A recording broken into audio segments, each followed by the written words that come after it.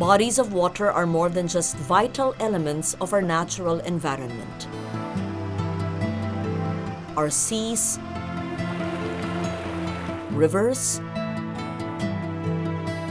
lakes and streams are also shapers of culture and tradition. In the 6th season of Dayaw, we go with the flow to see how this most vital of resources has enabled us to become bearers of Dayaw, our knowledge, our pride.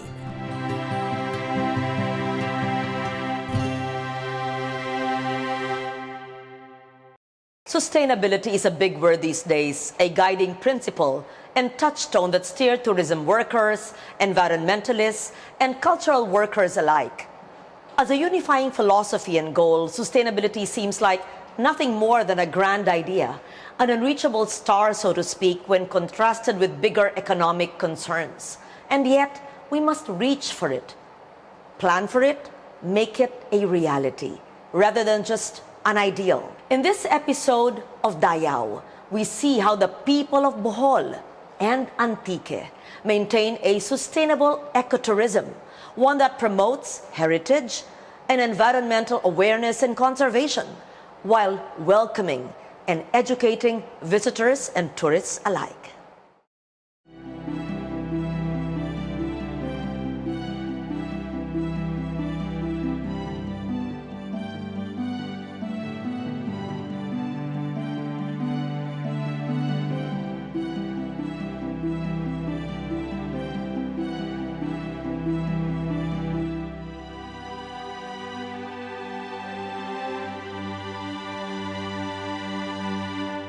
To understand how Bohol's culture has been shaped by bodies of water, we spoke to local historians and residents.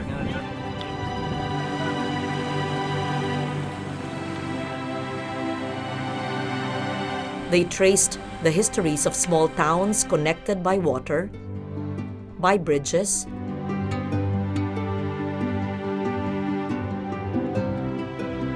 by structures of faith,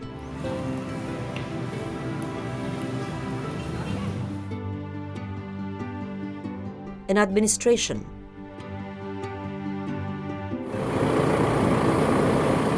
Panglao, popularly known as the resort island of Bohol, was once a separate island, a distinct polity with roots tracing back to the 12th century.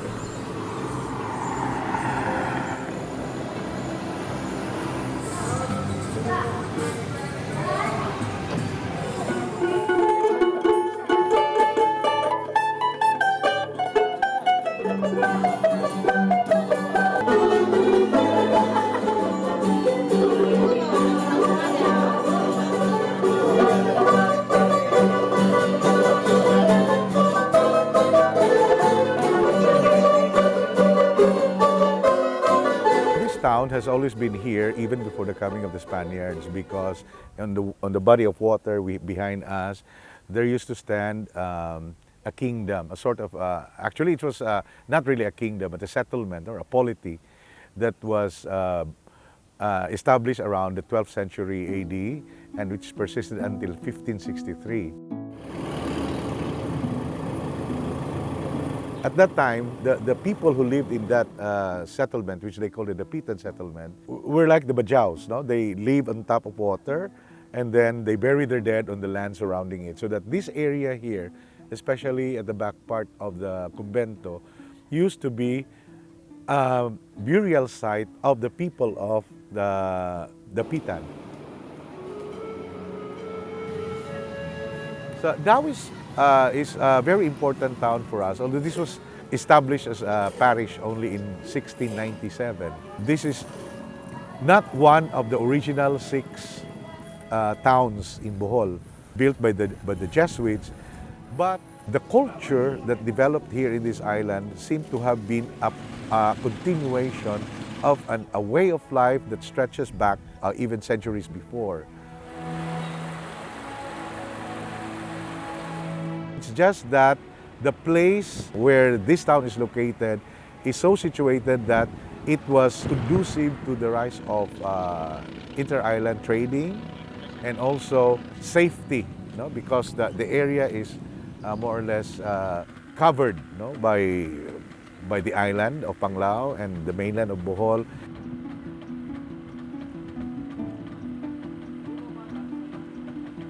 We see here in Dawis these two elements, no? Water and mountain. And water has also played a very important part in the history of this town. Accordingly, there was a group of fishermen who were from Argao in Cebu, and they were preparing to cross the sea to come to this town, which they call Mariveles. Mariveles actually refers to the date palm trees that used to grow in abundance in this area. This idea of water, no? Being the conveyor of life, conveyor of faith, conveyor of tradition, conveyor of our particular outlook in life, no? About our lifestyle as fishermen, as farmers, ordinary craftsmen and artisans who used to inhabit this town until recently, is connected with the idea of water.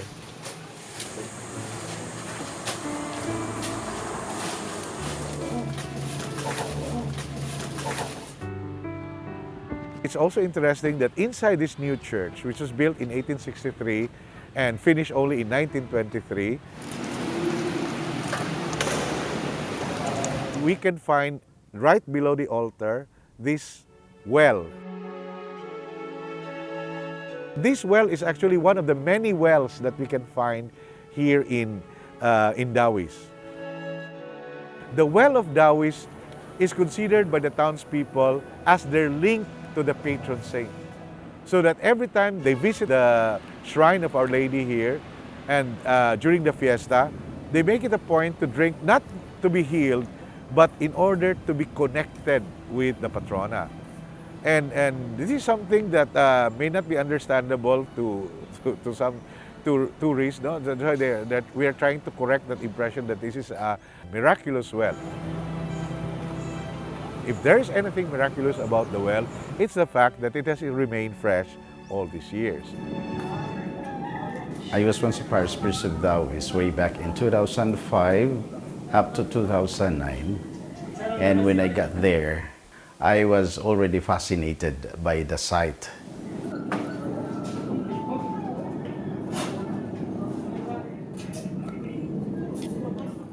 The play of the water and that very magnificent church and structure, which for me was a perfect blend, a little of Venice.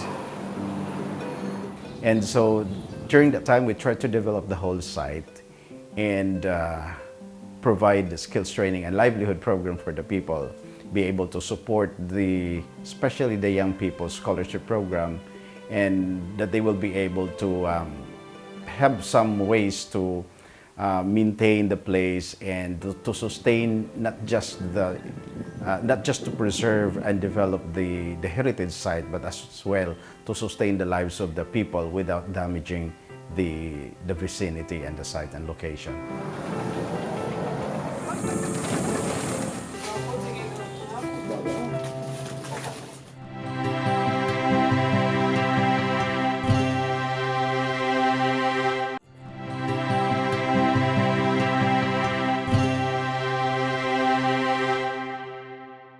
In Bohol, the bodies of water, the sea, and the rivers have all shaped the history and the culture of the folk. As we continue our journey on the waters, we see just how folk tradition is both preserved and reinterpreted for modern-day visitors.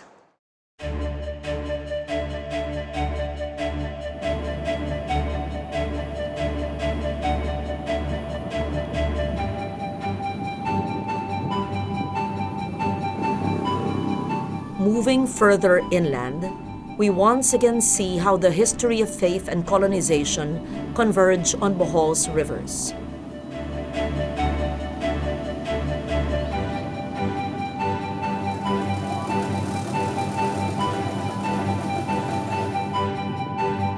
First, in 6 settlements built by Bohol's first spiritual administrators, the Jesuits. So the Jesuit missionaries arrived here in Bohol on November 17, 1596. And they started proselytizing the natives and establishing towns. Interestingly, by the early part of the 17th century, the Jesuits reported that there were already 6 towns in Bohol that they have established. And these 6 towns were located in between rivers, or actually along or near the 6 major rivers of the island of Bohol. The distribution of population in Bohol, the establishment of town centers has always been built in consideration with the presence of a body of water, either river or sea.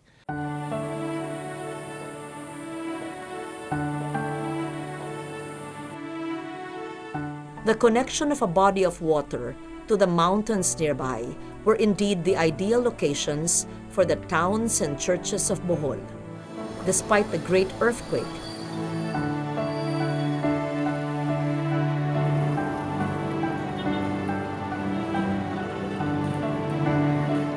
the restoration work on these churches yields a detailed study of how the churches of Lubok and Baclayon were built, helpful tools in reconstructing these edifices. The churches in the Visayas were built out of coral stones, derived from the ancient coral beds of the island. Our churches are lighter, creamier in color because they are actually derived from corals. The same holds true with the wood, the lumber that is used in our churches, and even in our ancestral homes. When we have wood boards as wide as half a meter, no, that were used either as flooring, or walling.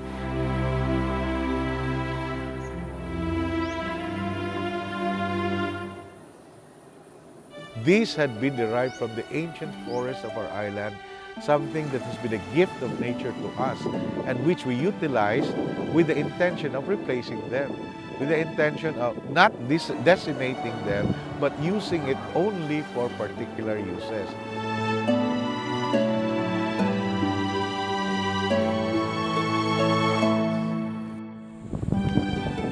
Today, the rivers of Bohol provide a viable form of sustainable tourism, one that, in hindsight, has happened much faster than the locals expected.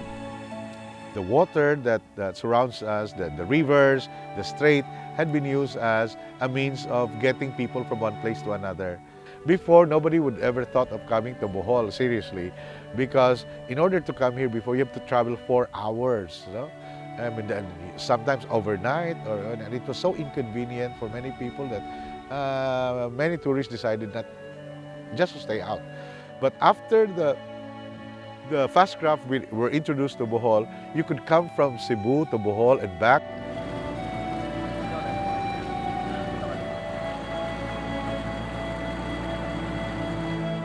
The influx of tourists has led the cultural workers of Bohol to reassess their situation.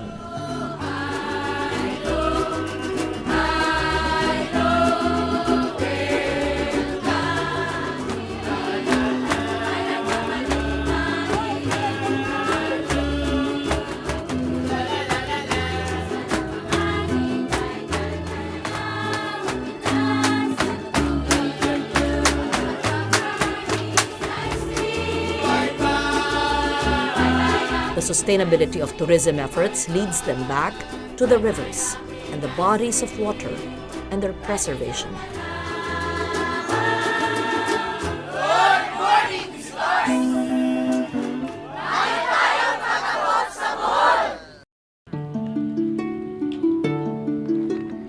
Beyond the idyllic river scenes that tourists take in, there are the Boholanos whose livelihoods depend on the rivers and from what they can harvest from the waters.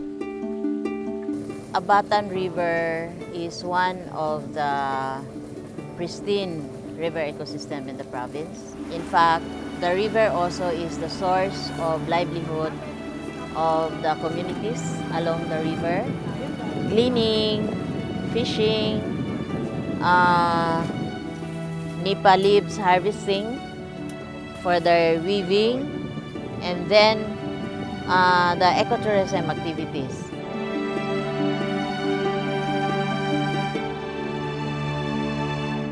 Pag maganda ang huli, 500 nakikita ko sa kuhan. Crab. Tapos, kung parang hindi, kunti lang, mga 250. Okay na ba yun pa, no? Sa pangsususin nyo araw-araw? Sobra na po yun, ma'am.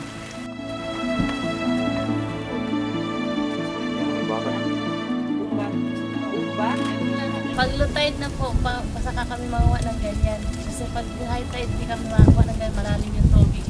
Paano po nakakatulong sa pamumuhay nyo ito yung Avatan River? Nakakatulong talaga ng malaki kasi wala naman kami abang hanap buhay dito eh. Dito lang sa dagat.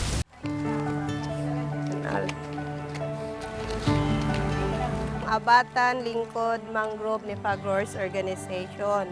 So siya po yung organization na nagbabantay po nitong aming 105 Nipa Bakawan Plantation.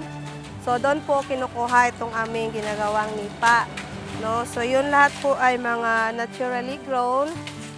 Kaya lang po kami na po mismo yung mag-harvest o kaya may sinusuhulan para kumukuha po nito na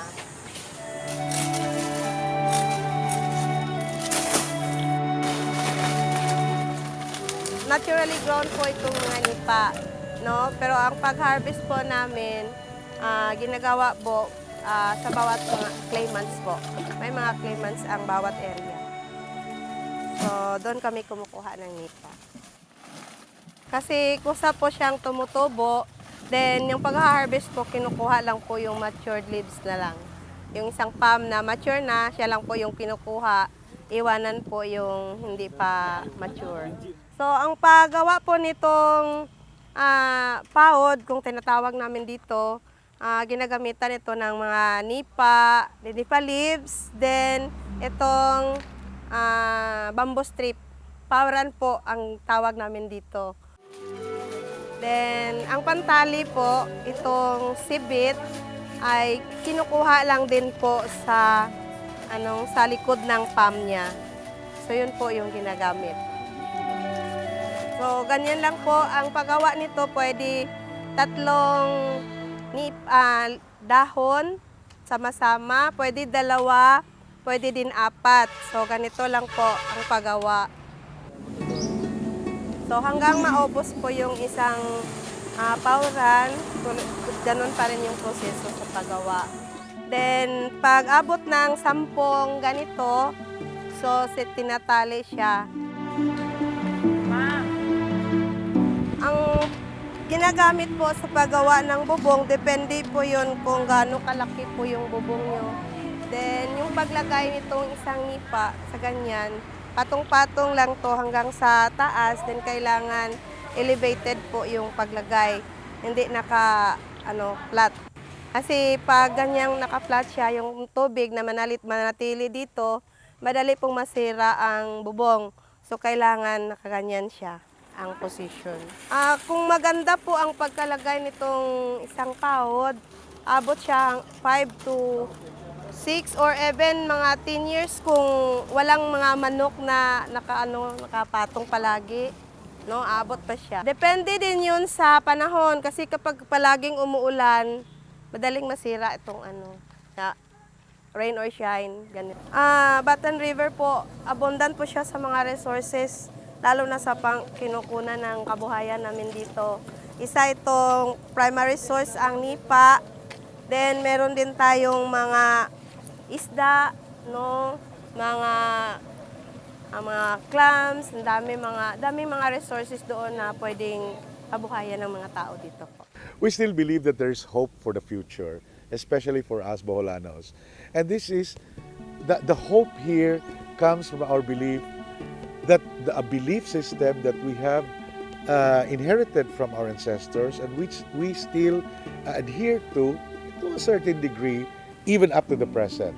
And this gives us an idea that we cannot just destroy nature and the things around us, because these things that we find around us had been so much a part of our life so much a part of our belief system, so much a part of the way we view the world, and therefore it's not an alien thing. It is something that is very much connected with our consciousness as a people. So I believe that in order for our next generation of young people to fully understand the concept of environmental preservation and conservation, we should adhere to our traditional sensibilities, traditional belief systems that we had inherited from our ancestors. Idyllic, historic, pastoral. Like sustainability, these words are used to attract tourists and keep the local economy afloat.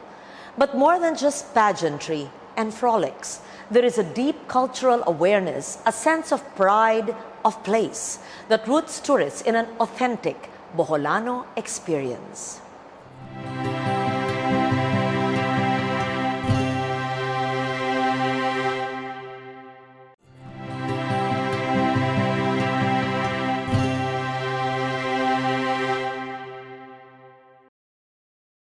From Bohol, we move to the Bugang River in Antique. The numerous accolades from national and international organizations laud the cleanliness of the river and the environmental dedication of those who live on it. Yes, it can be done, and the people of the Bugang River do it every day.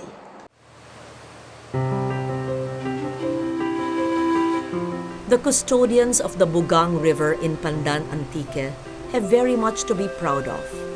Their efforts to keep the Bugang the cleanest inland body of water in the country have reaped many awards and accolades. The most prestigious of these came from the Green Organization, an independent, non-profit, and non-political environmental organization based in the United Kingdom.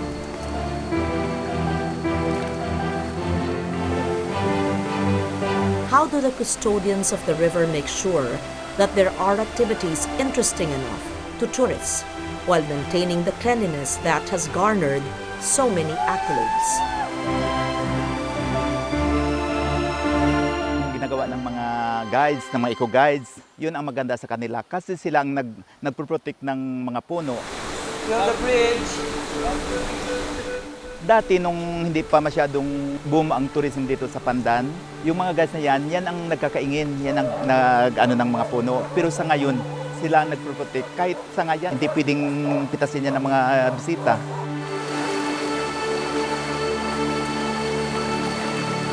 Kasi sila nga ang nagpo-protect. Kasi alam nila na dito sila nabubuhay.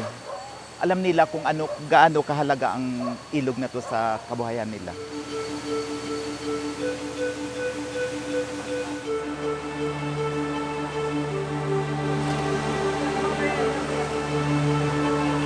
Sa ngayon, yung guys na water tubers, 32 na sila. Yung trekkers, 12. Ibig sabihin, 44 sila at lahat ng pamamahay dito sa Malumpati, within Malumpati, nabigyan na ng hanapbuhay sa tourism.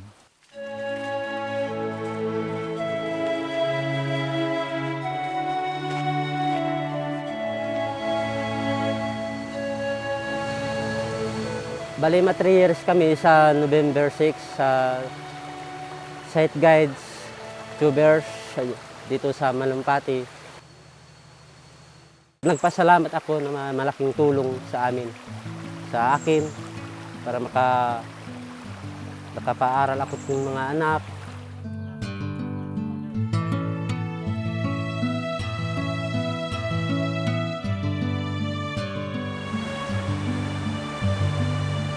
Kasi dati, rin kami, huli ng mga hipon dito sa ilog. Pagtapos naggawa kami ng kopra dito, yung nyog. Nagawang kopra. Yun lang ang trabaho namin dati. Pero sa ngayon, naging tour guide. Baling sektor na kami ng guide dito sa Malumpati. Sa maghapon, nilagay namin yung panghuli.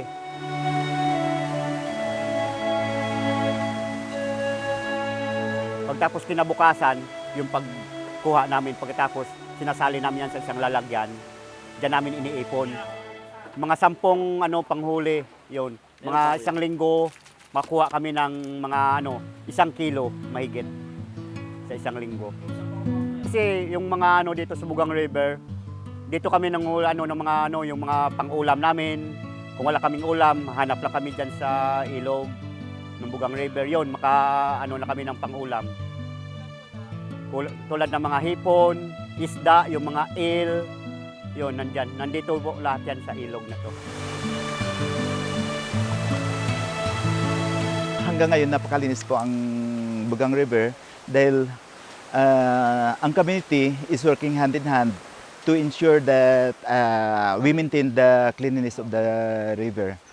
They do river clean up twice a month. Yan ang mga guides, naglilinis yan twice a month. Kaya napanatili naming malinis ang ilog.